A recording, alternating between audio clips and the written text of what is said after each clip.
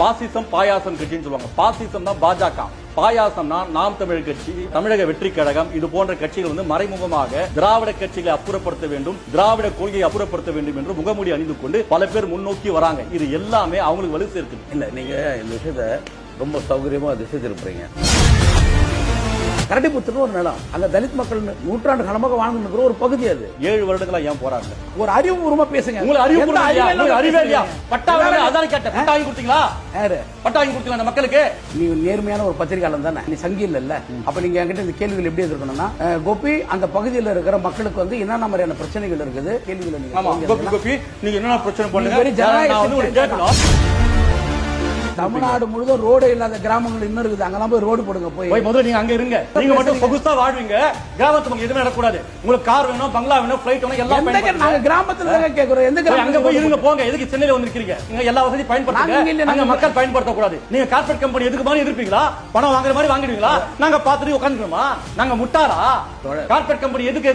எத்தனை கம்பெனி என்ன கீழ்ச்சிங்க? அந்த இடத்துக்கு நாங்க போராடி இருக்கிறோம். நான் சொன்ன காதல் விழுந்ததே இல்லையா? என் காதல் விழுந்துச்சு. எந்த கீழ்ச்சின்னு கேட்டால்தான் நீதான் சங்கி. நான் சங்கியா?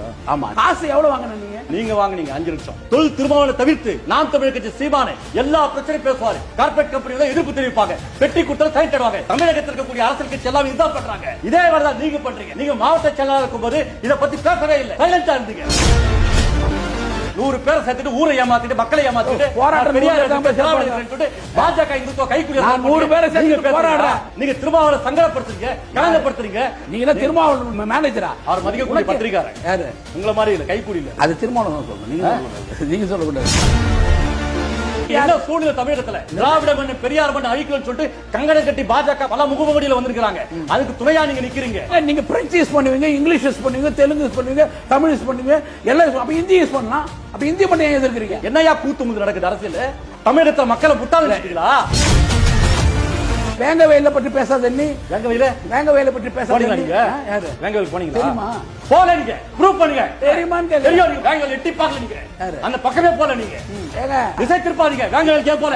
ஏன் போல வேங்க வயல்? ஏன் போணும்? தலித் மக்களுக்காக பேச, தலித் மக்கள் பேச சொல்றீங்க.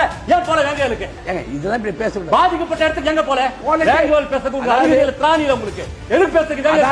அந்த மக்களுக்காக பேசாம போயிருக்கு. போறீங்களா? நீ ஒரு அதானினுடைய கைக்கூலி, அதானினுடைய கை நீட்டி வர கைக்கூலி. Adani BJP supported. மதிவதனி ஏன் எதிர்த்தீங்க? நீ யார் அதை கேட்கறது? உங்க சோத்துல மண்ணலியா போட்டாங்க. உங்களுக்கு துப்பு திராணிச்சுனா இருக்கக்கூடிய அரசாங்கத்தை பத்தி பேசுறோம், சம்பந்தப்பட்ட அமைச்சரை பத்தி பேசுறோம். மதுவதனி பத்தி எதுக்கு பேசுறீங்க? மதுவதனி பேருந்தா இவ்வளவு மூத்திரம் பெய்வாங்க. உங்களுக்கு ஏன் பிரச்சனை? உங்களுக்கு என்ன பயம்? நிர்மலா சீதாராமன் யாரு உங்களுக்கு?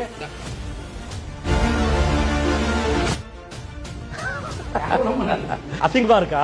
வாங்கின பணம் வெளியே தெரிஞ்சு போச்சா?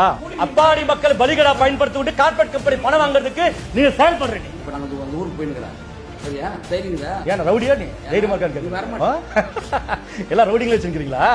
ராஜா கண்ணா, ஆர்எஸ்எஸ் காரண்ட பணம் வாங்கி படம் எடுத்த கதையெல்லாம் நமக்கு தெரியும். டாக்குமெண்டோட ரிலீஸ் பண்றேன்னா ஈலா கணேசனை பார்த்தது, அண்ணாமலையை பார்த்தது எல்லாம் வெளியிடுறேன். ஆதவ அர்ஜுனாவை பார்த்துட்டோம், உங்களையும் பார்த்துட்டோம். திருமாவளவன் மயிருக்கு கொடுக்க முடியாது யாராலையும்.